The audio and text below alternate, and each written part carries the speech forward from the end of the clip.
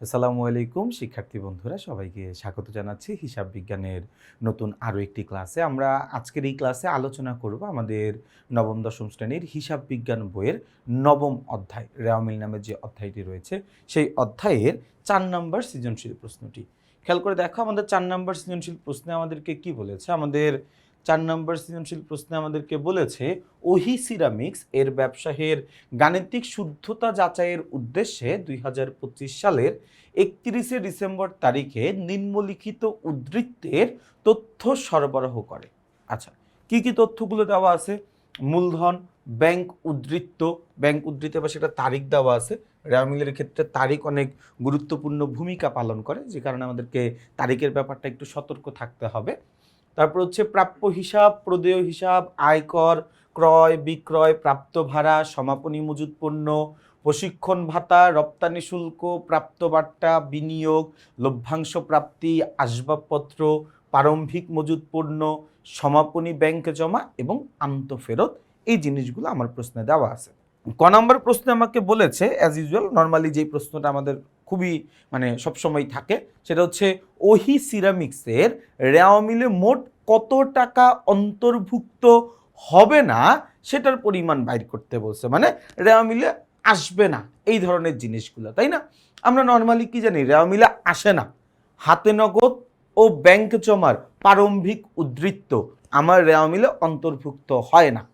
আমার রেওয়ামিলের সমাপনী মজুত পণ্যটাও আসলে অন্তর্ভুক্ত হয় না। তবে সমাপনী মজুত পণ্য এটা একটা কন্ডিশনাল জিনিস। তার কারণ হচ্ছে, যদি আবার প্রশ্নে সমন্বিত ক্রয় থাকে তখন আবার সমাপনী মজুত পণ্যটা আসে, বাট যদি আমার প্রশ্নে সমন্বিত ক্রয় দেওয়া না থাকে তখন আর সমাপনী মজুত পণ্যটা আসে না, প্রারম্ভিক মজুত পণ্যটা আসে। তো আমরা এই প্রশ্নে তাকিয়ে একবার খুঁজে দেখলাম যে আমাদের এই প্রশ্নে কিন্তু সমন্বিত ক্রয় নামে কোনো এন্ট্রি বা সমন্বিত ক্রয় নামে কোনো হিসাব এই জায়গাটাতে দেওয়া নাই, তাই না? আচ্ছা, যেহেতু সমন্বিত ক্রয় নামে কোনো হিসাব বা সমন্বিত ক্রয় নামে কোনো এন্ট্রি এখানে দেওয়া নাই, তার মানে সমাপনী মজুত পণ্য আসবে না, প্রারম্ভিক মজুত পণ্যটা অন্তর্ভুক্ত হবে। দেখো, সবার প্রথমের দিকে আমরা একটা খুঁজে পাচ্ছি ব্যাংক উদ্ধৃত 1/1/2025। ব্যাংক উদ্ধৃত 1/1/2025 অর্থাৎ ব্যাংক জমার প্রারম্ভিক উদ্ধৃতকে নির্দেশ করছে। আমরা সবাই কি জানি, ব্যাংক জমার প্রারম্ভিক উদ্ধৃত আমার রেওয়ামিলে অন্তর্ভুক্ত হয় না। রেওয়ামিলে অন্তর্ভুক্ত হয় না কোনটা? ব্যাংক জমার প্রারম্ভিক উদ্ধৃতটা। তাহলে এইটা আমার রেওয়ামিলে অন্তর্ভুক্ত হবে না। এরপরে আমার সমাপনী মজুত পণ্য, এটাও কিন্তু আমার রেওয়ামিলে অন্তর্ভুক্ত হচ্ছে না, তাই না? তাহলে ব্যাংক উদ্ধৃত এবং সমাপনী মজুত পণ্য, ব্যাংক উদ্ধৃত 15,000 টাকা, সমাপনী মজুত পণ্য 22,000 টাকা। এই 15,000 এবং 22,000 এই দুইটা আমার রেওয়ামিলে অন্তর্ভুক্ত হবে না। এই দুইটা আমার রেওয়ামিলে অন্তর্ভুক্ত হবে না। একটু আমি তোমাদেরকে দেখায় রাখি। এই যে দেখো, 15,000 আর 22,000 এই দুইটা আমার রেওয়ামিলে অন্তর্ভুক্ত হবে না। ওকে, এরপরে আমরা চলে যাব প্রশ্ন নাম্বার খ। নম্বর প্রশ্নে কি বলেছে?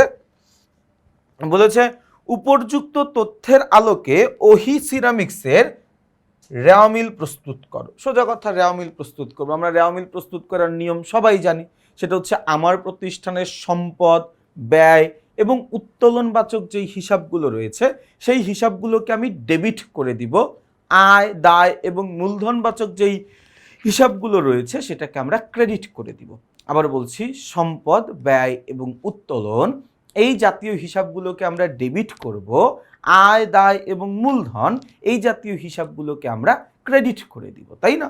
আচ্ছা, তাহলে আমরা ডেবিট ক্রেডিটের খেলা খেলবো। সোজা কথা হচ্ছে এইটা। দেখো, সবার প্রথমেই দেওয়া আছে মূলধন। মূলধনকে কি করতে হয় ভাইয়া? আয়, দায়, মূলধনকে ক্রেডিট করতে হয়। আমরা এটাকে আমরা ক্রেডিট করে দিলাম। ব্যাংক উদ্ধৃত আমার রেওয়ামিলে অন্তর্ভুক্ত হবেই না, আমরা ক নম্বরে সেটা শিখে আসছি। প্রাপ্য হিসাব, এটা একটা সম্পদ, সম্পত্তি হিসাবকে ডেবিট করে দিতে হয়। আয়, সম্পদ, ব্যয়, উত্তোলনকে ডেবিট করতে হয়। প্রদেয় হিসাব একটা দায়, আয়, দায়, মূলধনকে ক্রেডিট করতে হয়। প্রদেয় হিসাবকে আমরা ক্রেডিট করে দিব। আয়কর, এটা একটা উত্তোলন। আয়কর, এটা একটা উত্তোলন। সম্পদ, ব্যয়, উত্তোলনকে ডেবিট করতে হবে, এই জন্য আমরা আয়কর হিসাবকে ডেবিট করে দিব।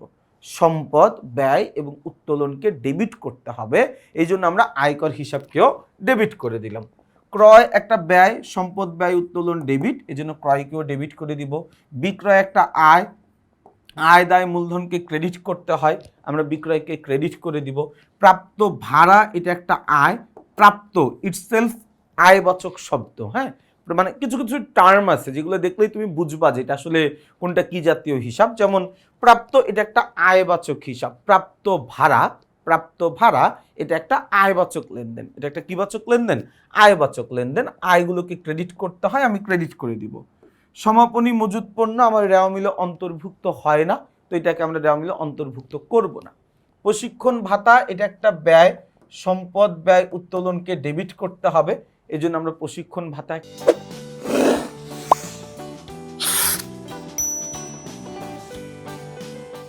কেউ কি করে দিব? ডেবিট করে দিব। রপ্তানি শুল্ক, মনে রাখবা সকল প্রকার শুল্ক আমার জন্য ব্যয়, সকল প্রকার শুল্ক আমার জন্য ব্যয়, সম্পদ ব্যয় উত্তোলনকে ডেবিট করতে হবে, এই জন্য আমরা রপ্তানি শুল্ককেও ডেবিট করে দিলাম। প্রাপ্ত বার্তা, এই যে দেখো শুরুতেই প্রাপ্ত কথাটা রয়েছে। প্রাপ্ত কথাটা মানে কি? প্রাপ্ত শব্দটাই হচ্ছে একটা আয়বাচক শব্দ। প্রাপ্ত বার্তা এটা একটা আয়, আয় দায় মূলধনকে ক্রেডিট করতে হবে, প্রাপ্ত বার্তা হিসাবকে আমি ক্রেডিট করে দিলাম, তাই না? বিনিয়োগ, এটা একটা সম্পত্তিবাচক উপাদান, সম্পত্তিকে ডেবিট করতে হয়, তো এইটাকে আমি ডেবিট করে দিব। লভ্যাংশ প্রাপ্তি, প্রাপ্ত প্রাপ্তি আয়বাচক শব্দ, প্রাপ্ত প্রাপ্তি এটা একটা আয়বাচক শব্দ। লভ্যাংশ এটা একটা আয়, লভ্যাংশ প্রাপ্তি আরো ভেরি ক্লিয়ারলি বোঝা যাচ্ছে এটা একটা আয়বাচক শব্দ, তাই না? লভ্যাংশ প্রাপ্তি একটা আয়, আয়বাচক শব্দগুলোকে ক্রেডিট করতে হবে, আমি লিখে দিলাম পাশে ক্রেডিট।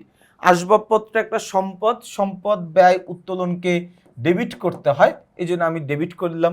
মজুত পণ্য একটা মুনাফা জাতীয় ব্যয়, সম্পদ ব্যয় উত্তোলনকে ডেবিট করতে হবে, এই জন্য প্রারম্ভিক মজুত পণ্যকেও আমরা ডেবিট করে দিলাম। সমাপনী ব্যাংক জমা, সমাপনী ব্যাংক জমা, সমাপনী ব্যাংক জমা একটা সম্পদ, সম্পদ ব্যয় উত্তোলনকে ডেবিট করতে হয়, ডেবিট করে দিলাম।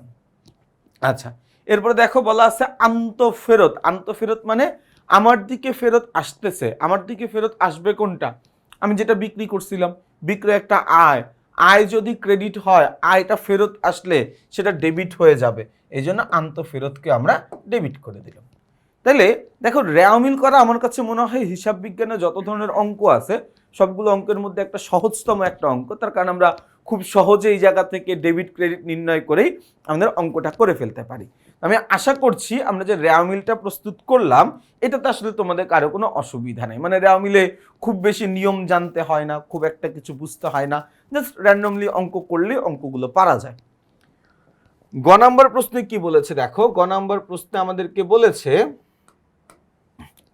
উপযুক্ত তথ্যের আলোকে মুনাফা জাতীয় আয় ও মুনাফা জাতীয় ব্যয়ের পরিমাণ নির্ণয় করো।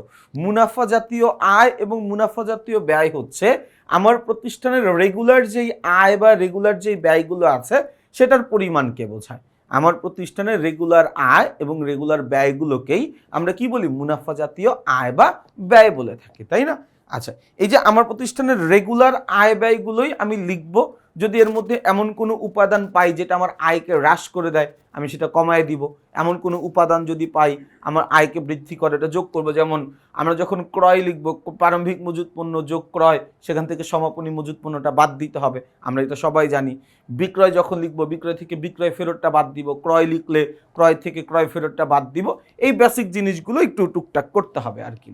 আচ্ছা, মুনাফা জাতীয় আয় ও মুনাফা জাতীয় ব্যয়, তাই না? মূলধন আসবে না, ব্যাংক উদ্ধৃত সম্পদ, প্রাপ্য হিসাব সম্পদ, প্রদেয় হিসাব দায়, আয়কর হচ্ছে আমার জন্য একটা উত্তোলন, ক্রয় আছে, ক্রয় হচ্ছে আমার জন্য একটা মুনাফা জাতীয় ব্যয়, বিক্রয় হচ্ছে আমার জন্য একটা মুনাফা জাতীয় আয়, প্রাপ্ত ভাড়া হচ্ছে আমার জন্য একটা মুনাফা জাতীয় আয়, তাই না? সমাপনী মজুত পণ্য এটা বাদ দিতে হবে কোন জায়গা থেকে? মুনাফা জাতীয় ব্যয় থেকে। সমাপনী মজুত পণ্য এটা মুনাফা জাতীয় ব্যয় থেকে বাদ দিতে হবে, মাথায় রাখা থাকবে এটা। প্রশিক্ষণ ভাতা এটা আমার জন্য একটা মুনাফা জাতীয় ব্যয়, রপ্তানি শুল্ক এটাও আমার জন্য একটা মুনাফা জাতীয় ব্যয়, প্রাপ্ত বার্তা যেহেতু এটা একটা আয় এটাকে আমরা বলতে পারি মুনাফা জাতীয় আয়, বিনিয়োগ এখানে আসবে না, লভ্যাংশ প্রাপ্তি একটা আয়, তার মানে এটাও আমার জন্য একটা মুনাফা জাতীয় আয়। আসবাবপত্র আসবে না, প্রারম্ভিক মজুত পণ্য একটা মুনাফা জাতীয় ব্যয়, সমাপনী ব্যাংক জমা আসবে না, আন্তঃফেরত এটা হচ্ছে বাদ দিতে হবে কোন জায়গা থেকে? বিক্রয় থেকে। বিক্রয় কই আছে? বিক্রয় আছে হচ্ছে আমার মুনাফা জাতীয় আয়ের মধ্যে।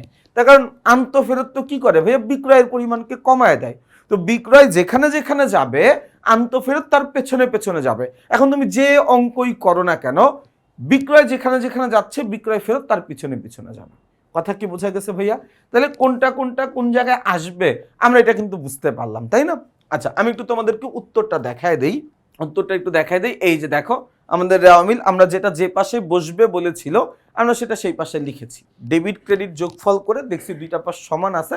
আলহামদুলিল্লাহ, সমান থাকলে তো আমার খুব একটা কষ্টের কোনো কিছু নাই। হ্যাঁ, যদি সমান না হইতো তখন আমাকে আবার অনিশ্চিত হিসাব দিয়ে মিলিয়ে দেওয়া লাগতো।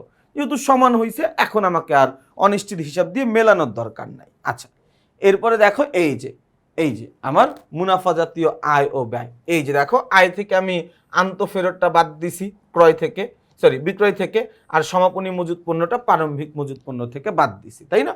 এই যে দেখো, তাহলে আমি মুনাফা জাতীয় আয় ও মুনাফা জাতীয় ব্যয়ের পরিমাণটাও বের করে ফেলতে পারলাম। ভাইয়া রেওয়া মিলের অঙ্ক খুবই সহজ অঙ্ক, খুবই সহজ অঙ্ক, এবং খুব কম সময়ের মধ্যে আমরা আসলে রেওয়া মিল করে ফেলতে পারি।